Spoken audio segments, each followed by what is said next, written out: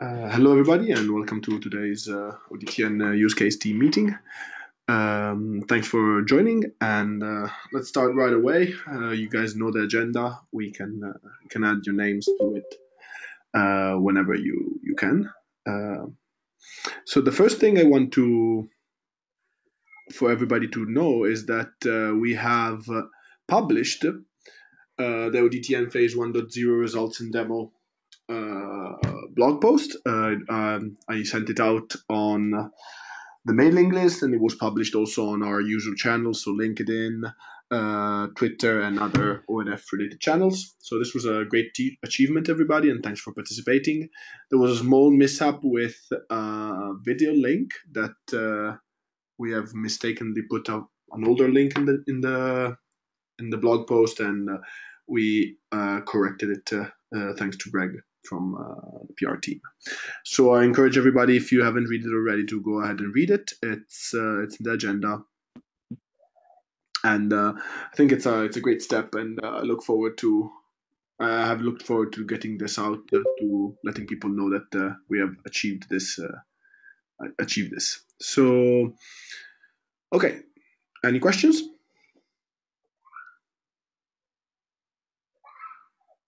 Okay. If not, I'd like to proceed to the next order of business, which is the call for proposals and presentations at ONF Connect. So as you guys know, during ONF Connect, we will have a set of presentations regarding ODTN. In particular, we have 7 slots for presentations of ODTN. I encourage everybody to submit their own talk about whatever they contributed to the project. I submitted a proposal for a general overview of the project and what we are trying to achieve. But I'd like you guys to participate with specifics about your component in the project. For example, I would encourage Karthik and the TAPI team to submit a talk on TAPI and its use on the DTN, also to introduce it to a broader audience. I would encourage NTT and Infinera, if possible, to submit a talk showing what they have been doing. Telefonica and Nokia the same, and the Metro Hall project, maybe also their contribution. I would encourage everybody to submit a talk to the CFP, and if I'm not mistaken, ODTN will also have a booth where we can showcase a demo. And as you guys know, we're trying to get phase 1.5 done, and we will talk about more details later, for in time by ONF Connect. And so that would be, in my opinion, our demo. We need to finalize the details of the transponders and the equipment that is going to go in the demo, but I think we can pull the demo off. So in the agenda, there is the link, which gets to this page, which enables you to submit a proposal. And then there is a few people that will vet these proposals and decide if they're going to go in the 7 selected slots that we as ODTN have or not.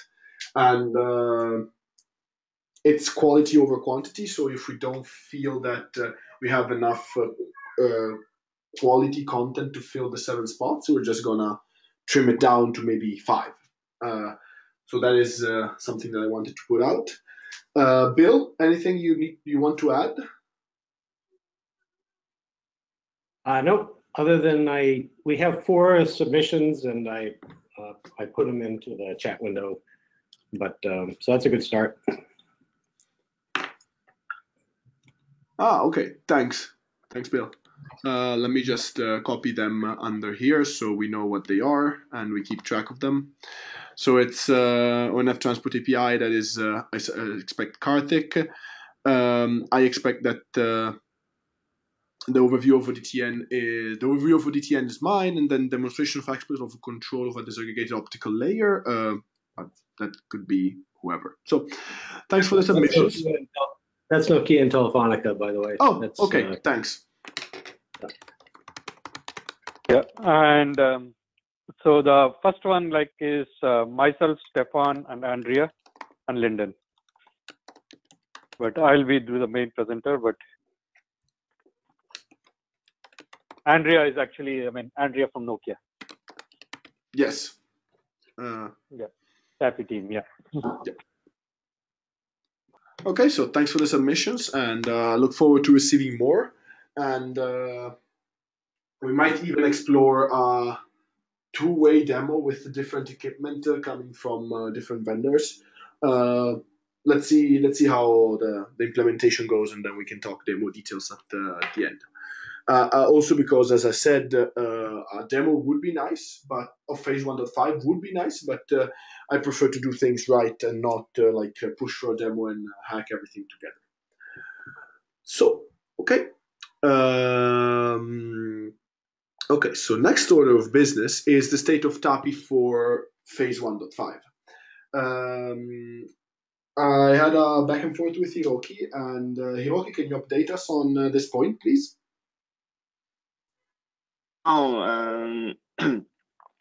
I've tried to update TAPI to the point to 0.2 to the 1, and but you know the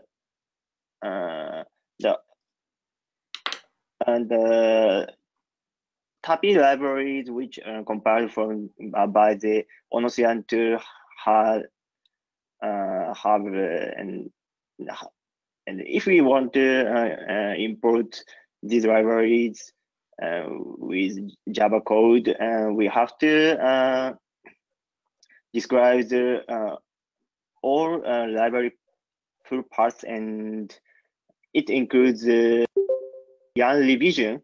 And so our current ODTN phase 1.0 implementation using the TAPI version revision March 7, and now we are going to use August 31, and I have to modify and fix lots of files and classes to update the current ODTN phase 1.0 implementation to TAPI. So I want to do some test to work correctly our current implementation using latest TAPI. But maybe Andrew, there are some trouble to work ODTN with ONOS after 1.14. So our current implementation is now broken. So I have to, at first I have to fix it, and after that I'll update the TAPI to the latest one, and I'll do some test, and then I can upload. Okay, so thanks for the contribute. Let's take this in a couple of points. So one thing is that the TAPI 2.1 models, RC models, do compile with the ONOS tools. Is that correct? Yes, yeah, correct. Okay, that is important. And there looks like a lot of difference between 1.0.2 and the 2.1, and the basic design is not so different, but there are some lots of minor changes. So I have to update lots of point of the current implementation. Okay, so okay, good. The 2.1 compile. So Karthik, if if that was a concern for you to release, okay, that's good to know. Yeah, that's good to know. we can let you know Yeah, that it compiles, so that is Yeah. good. On the other side, I understand the changes that need to be made for the TAPI 2.1 to work with ONOS. I hoped that those changes to be minor, but apparently they are not. I wanted to better understand what are the problems that you're seeing with the current ONOS master, because I have been fixing bugs here and there in the different implementations that we had. But you said that currently, with the current master, the demo does not work. Is that correct? Yes. Yes, Okay. you're right. And Why? I found that maybe I found that the reason, and it because dynamic configuration service system doesn't emit its event for now. So there now I've implemented the TAPI resolver, and it stores the TAPI and it updates its store its TAPI instance store by the trigger of the dynamic configuration service system event, but it's not emitted currently, so it can't update its state. Okay. The TAPI is over, so that's the reason why current implementation broke.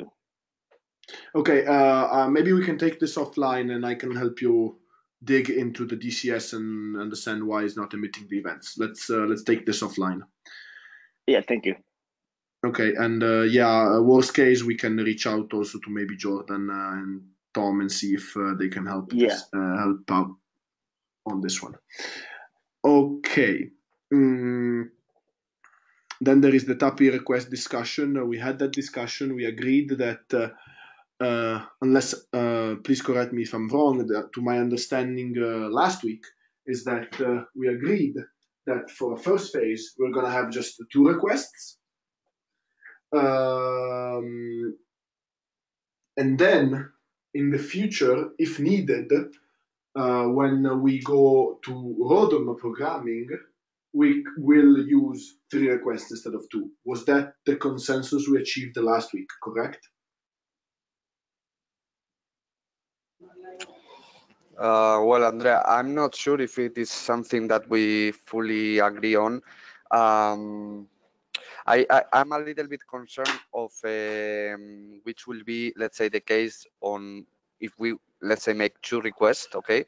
I am assuming that one is going to be for the configuration between the client port and the line port within the transponders, and the second one is the provisioning of the OTSI service. Okay, this is fine. It's just to mention that the second part that I mentioned, that probably will be the first call, the OTSI channel configuration has 2 parts. One is the configuration of the line sign of the transponder, and the second one is the photonic layer configuration. Then by dividing in these 2 calls, let's say, we need a second division of the workflow, let's say the TAPI request that we will receive for a OTSI connection will need to be split in 2. One is going to go for the configuration of the transponders, one is going to go for the configuration of the OLS. This is, from my opinion, not a critical problem. It's just a design decision that we should make, and that's why we specify this 3 connectivity service creation that is also an alternative, just because the choice of taking just 2 is imposing that the split of the OTSI connection need to be done within the controller. And I would like to have, the confirmation that this is clear and that we all assume this if we are taking this option of 2 requests. Guys, any thoughts?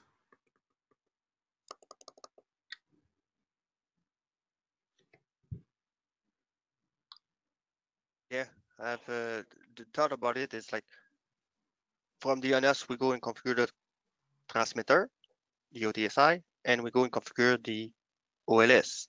So we get 2 requests on that thing.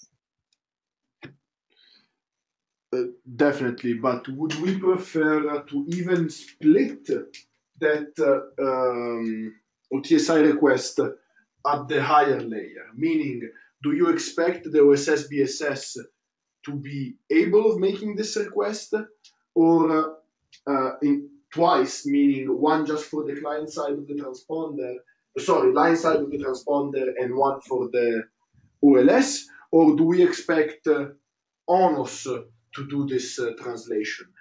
In my opinion, this is a little bit fine-grained, in my opinion, too much for the BSS, OSS to handle it.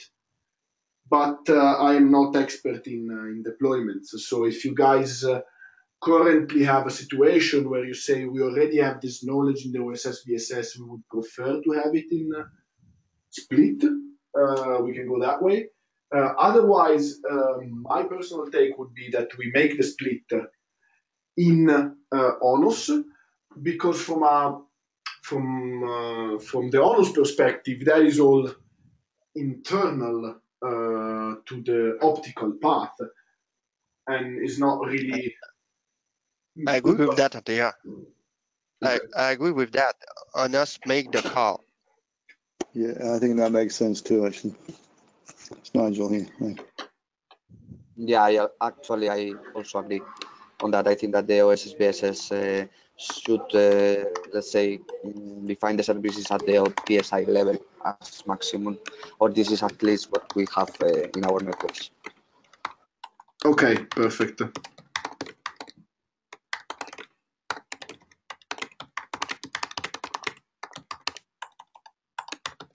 Okay.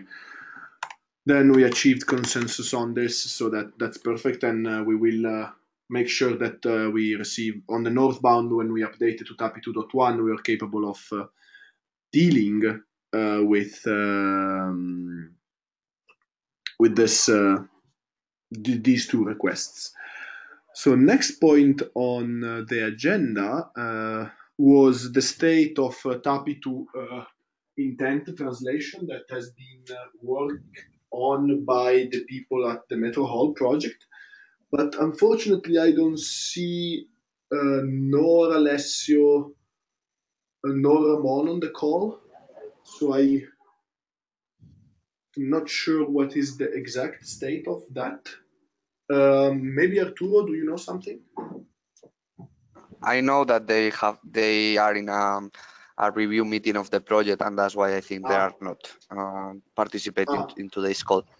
I will propose to wait until next week for this. Okay, and I can also reach out via email. Yeah. Let's see. Move to next week.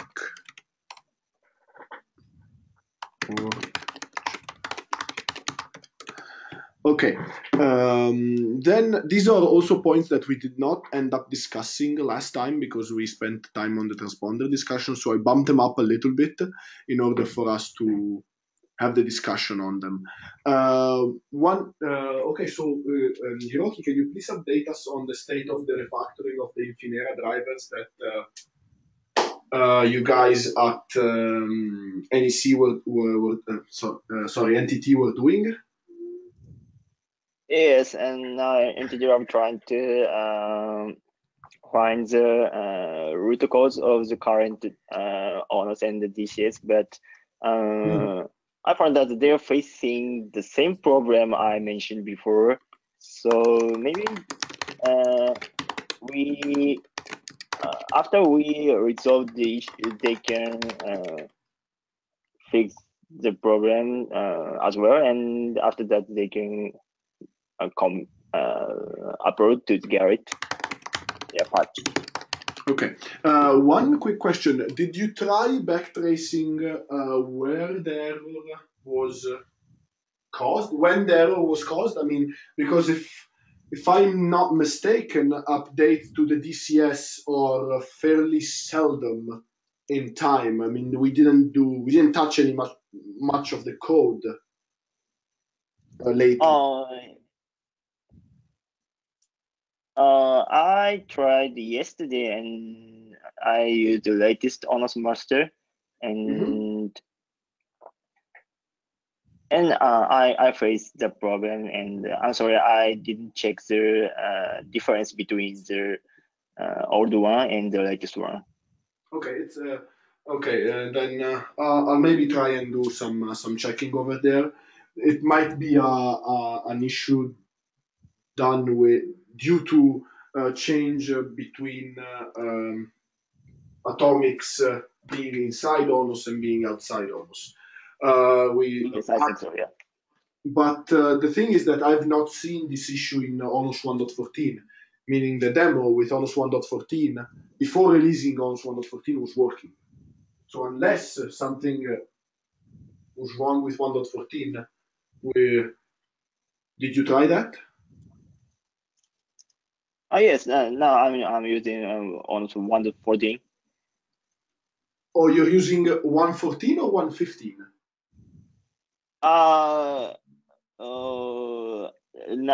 Yesterday I've tried with 1.15 latest masters, so I'll try 1.14. Okay, yes, but I believe in any case we should definitely fix the issue in 1.15, and I'll try track it down also myself and see if I can push a patch related to that, and we can discuss this matter offline, and thus we can unblock both you in the update of TAPI and the guys from Infinera and in NTT to upload the updated drivers. Okay, and I guess we can defer this one. We can defer it to next week because the guys from the Metro Hall project are in the review of the meeting. Okay, last time we had to cut short on this discussion, and there was Gary from Nokia and Arturo. We had a pretty good discussion. Do we need to? What was the reached consensus, Arturo? Can you please recap on that? Well, I think that the idea was that I mean, it was clear that there were some missing capabilities in the models that somehow we needed to hard code it somehow. So after the ODTN call that I had that we had this last week, I had a parallel discussion with Ramon, trying to identify which were the let's say the parameters that they were missing basically. So my idea it was that we could somehow propose these parameters within the OpenConfig, let's say, forum, but internally we need to, let's say, find another solution in case this standardization process could be somehow delayed or long, and also even it can be the case that they don't accept or there is no consensus within the organization of OpenConfig for the standardization of that. So we should find another, let's say, way to do it. So my proposal in consensus with Ramon was that we could, instead of, let's say, creating a custom value that will, let's say, help us to identify which is the tuning capabilities of the line port, we could directly use the properties that the OpenConfig allows in order to define a set of properties that can allow us to implement this use case. So I have a couple of parameters that I would like to share with you. Maybe I can put it in the meeting notes after the call, and maybe you can have a look into it. I already sent an issue. I opened an issue within the OpenConfig community with this proposal, and it is been now discussing. I also can give you an update next week about the ongoing discussions there, because I will have a meeting after this call today. So my proposal will be to just directly go for proprietary definition within the ODTN that will cover these capabilities from now, waiting for the standardization of these parameters within the OpenConfig models. Which parameter you were talking about, Arturo? Basically, I'm talking about the frequency tuning capabilities, tunability capabilities of the line ports. So let's say which is the frequency Transponder. band of the transponder, yes, that it can be tuned in, like the C band, the L band, which is the minimum frequency, the maximum frequency that can be tuned within these bands, and also the frequency grid capability of the transponder. So, which is basically the channel spacing between two adjacent optical channels that can be configured in that transponder. So this is basically these three parameters, or four.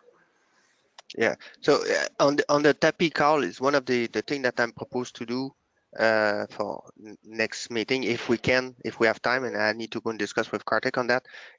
We look at all the associated parameter for the transmitter, so what need to be provided, and we discuss the bunch of the use case to specify the NMC when we make the request to create.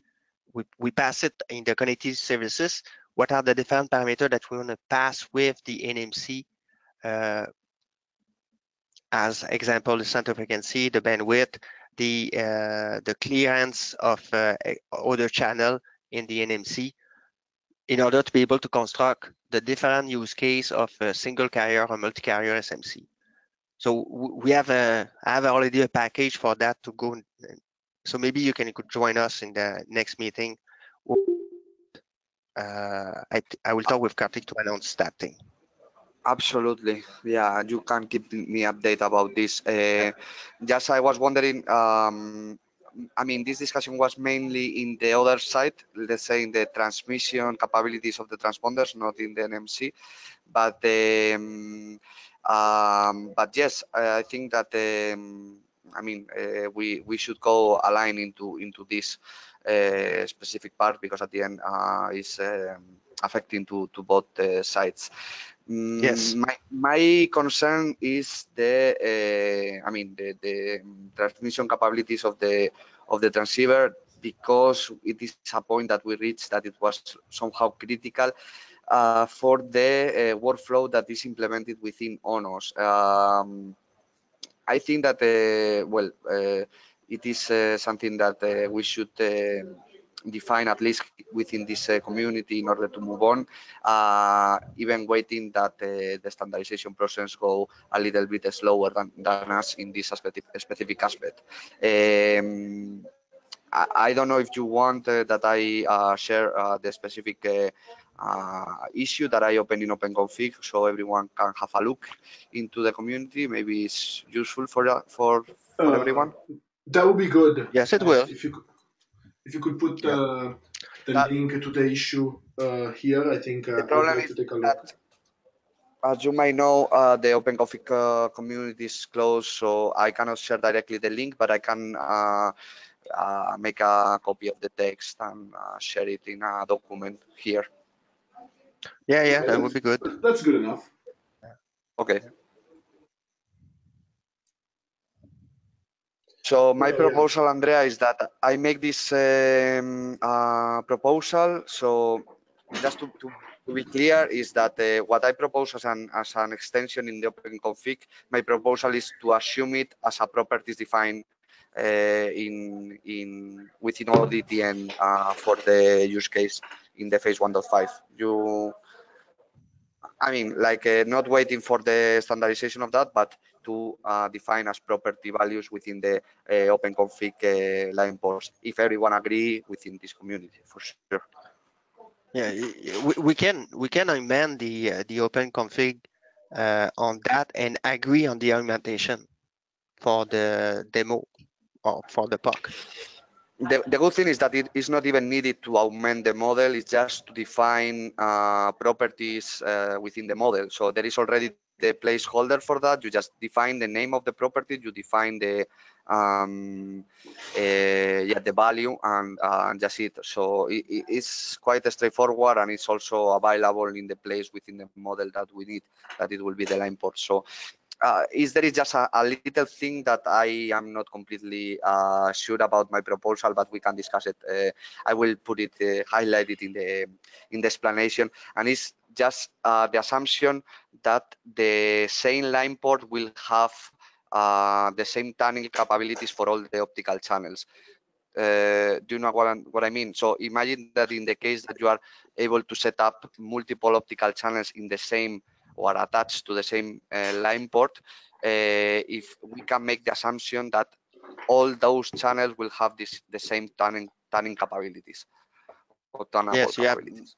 you have multiple OTSI on that Yeah. channel, and then Yeah, you need probably. to be able to spec the capability of each of them. This is my doubt. If we should define these capabilities within the optical channel component or within the line port. The discussion that I had with Ramon is that from ONOS perspective, what they check is the capabilities of the port. So making this, let's say, common for all the optical channels that are attached to this optical line port. So this is, let's say, the doubt that I have, if we can make this assumption or not. Probably you from Infinera has a lot of experience on that, and you can probably give us a feedback about this. Yeah, the channel is the laser, so that's why we attach normally to the channel and not to the port. In the open config, the channel definition on the transmitter side definition, the channel is your OTSI. And then when you have multiple OTSI from the same port, which is the approximation that you do?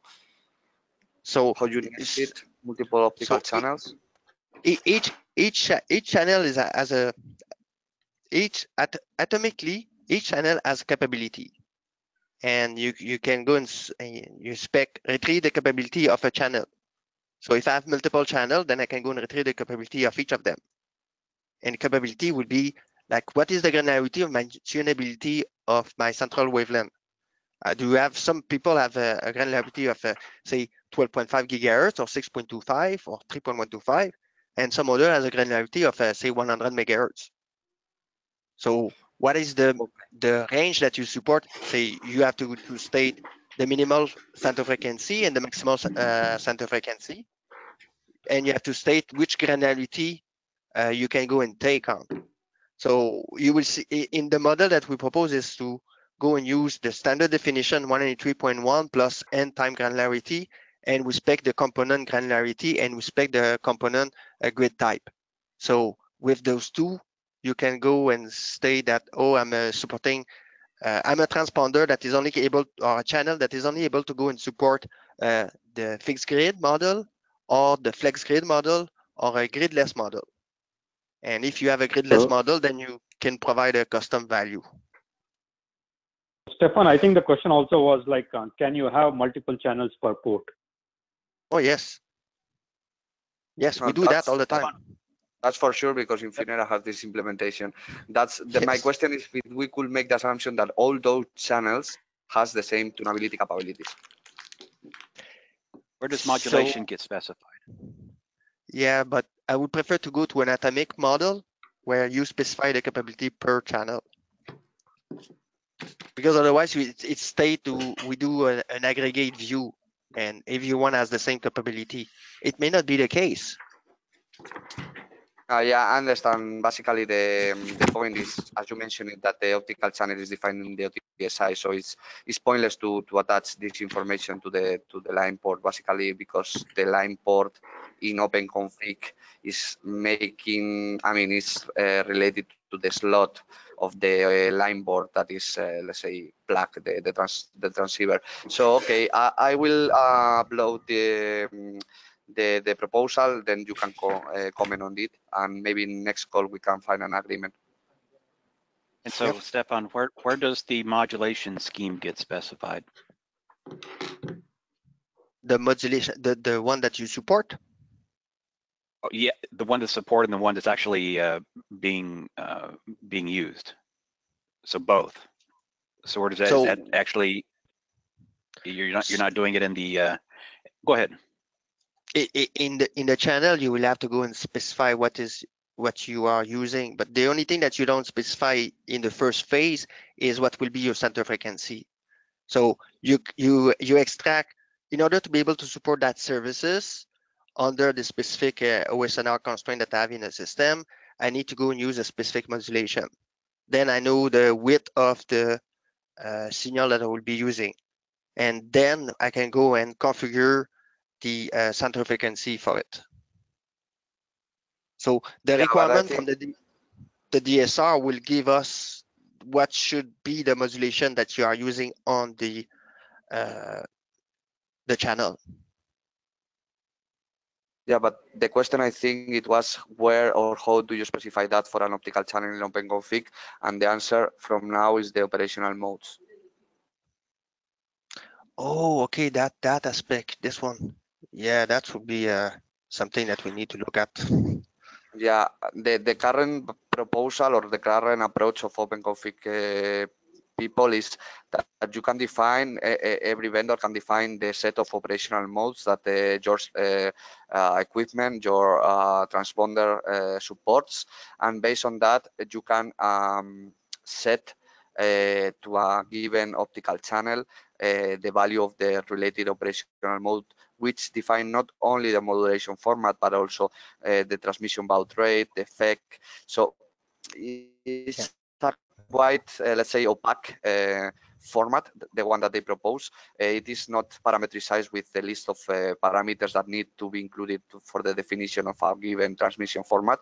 It's just a code that somehow you should have the complete information of what is meaning within the controller. The approach is that you know which are the components that are in your network, you know which is the model of the transponder that you are handling, and you should know for a data sheet that you receive, which is the equivalence between this operational mode code and the transmission parameters. And this is something that is not within the model because it is not intended to be modified. It's something that is supposed to be fixed and a capability of the channel, and that's why it's not a configurable list of parameters. It's just a list of codes that you can set on pickup for a given optical channel.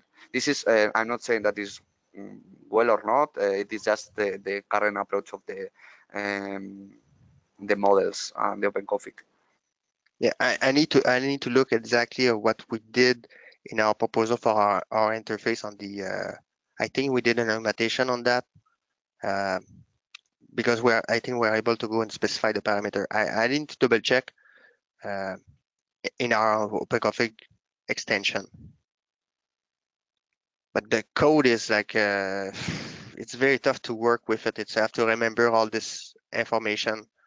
And well, I think that is the approach is more that in your controller you preload an information that is relating the codes, the operational codes for a given vendor, and information of the transmission capability. So the transmission, the modulation format, the baud rate, the FEC, everything that you will need to parameterize the signal. But this is the approach.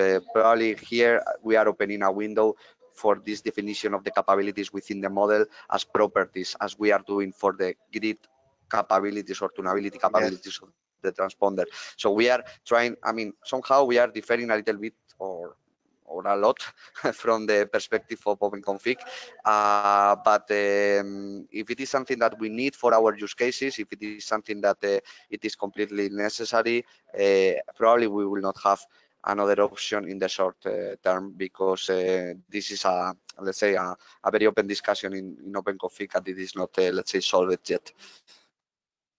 Yeah, and basic parameter, we should be able to go and define it the same way for everyone, like center frequency, modulation, even fix should be standardized. But I agree that some of the transponder, they have a list of additional parameters that are proprietary to each of the transponder.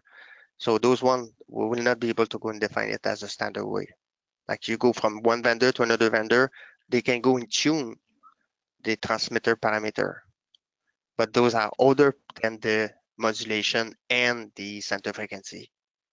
Yeah, absolutely. The point is that the general opinion within OpenConfig community is, if we open the window for the definition of the transmission capabilities, we will end up into a point on which you reach those parameters that are proprietary and that are not common and standardized between vendors, and that's why they stop on this operational mode identifiers, and they forgot completely about the definition of the transmission modes, even if there are some part like the baud rate, the modulation format, and even the FEC with the standard FECs that can be included in the model safely, but there is a point on which you reach that you cannot completely define the transmission capabilities standardized for all the vendors. So that's why they prefer to, let's say, make this information opaque from the model perspective and assume that this information is going to be provided for the, let's say, controller of the owner of the infrastructure. Yeah, some parameters should be on the code that the one that are basic and are related to the center frequency should be as a parameter, a standard parameter. So we need to know the center frequency. We need to know the bandwidth of the signal in order to agree on the measurement, because we'll measure it on the transmitter and we'll measure it in the OLS system. We build but just one thing.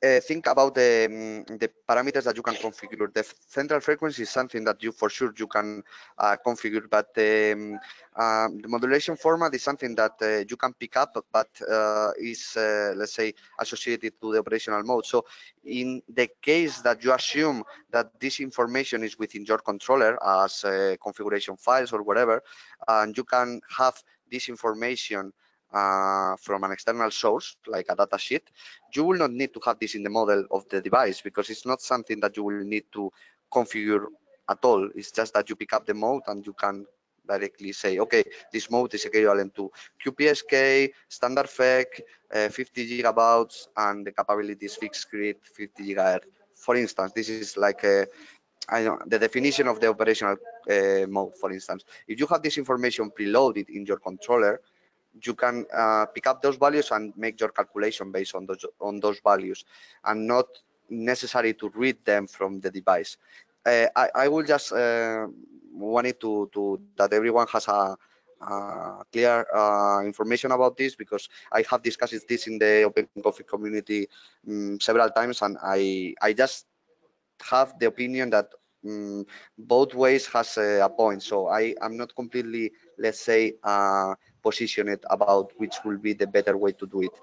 Anyway, I don't want to let's say, to extend this discussion a lot of more, because I think that there are other things to do. I will upload this proposal that I made, and we can discuss on it next week.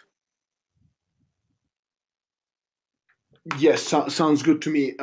Thanks for the discussion. I think you are too uploading the proposal that you made to OpenConfig, and actually, if you could, it would be great to have it on the mailing list before, so people can comment on it, and I will obviously include it in next week's call. Sure. I will also update the implementation slides with these specific this specific element, both in the short term that we will have a parameter in the ports that we define and we expect, or even worst case scenario, you hard code a reply for your device and whatever, expecting you have your information. And then in the future, we can discuss this about the OpenConfig implementation. And I encourage everybody when Arturo puts this proposal that he has done on the mailing list, the ODTN software and the ODTN discuss mailing list, please do take a look at it and reply on the mailing list thread itself. And then we can finally discuss it next week on the call itself. I had a point on the implementation of the optical connectivity intent and the tests that they are doing in the Metro Hall project, also in conjunction with a demo that they are presenting next week at is it next week? Yeah, I think it's next week. Next week at ECOC, but that is to be deferred to next week due to the absence of Ramon and Alessio, unless Roberto from team has something to update us on this. Not specifically on the implementation, because the implementation is a matter of Alessio and Ramon. As far as I know, Alessio will be at ECOC, me also, but Ramon not. And yes, we will do a demo. We have a demo at the demo session during the conference regarding an E-cord scenario where the two cord pods are interconnected by an optical disaggregated network, and where the ROADMs are configured using an open ROADM model. Okay, thanks, Roberto. And yeah, I think we can wait for Alessio and Ramon to update us on this specific matter, and then we can hear from them, and then we can see where this leads us.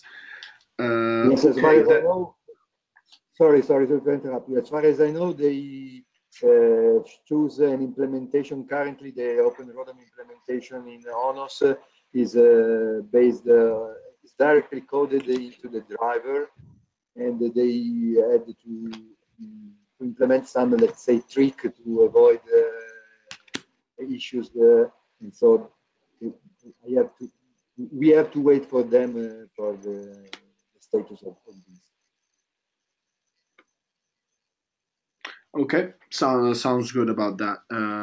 Let's then wait for them and hear what they have to update us about. Has anybody posted any more comments on the reference platform implementation design? I've not seen any of them, but if you guys did add some, please tell us. I don't think so. If not, I will update it with the couple to-dos from today's agenda.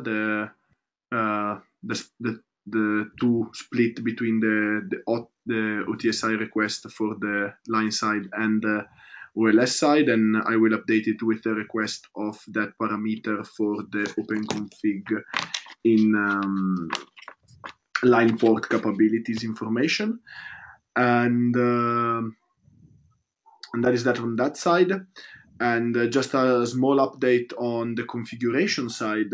I am currently in the process of organizing and gathering some more feedback from the ONF itself, since we have done the release of 1.14, and that was a blocker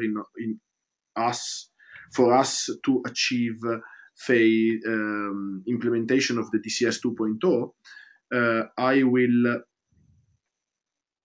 push forward the implementation of DCS 2.0. Since 1.14 is out of the window now. Any other questions and points that you guys want to discuss for today's call?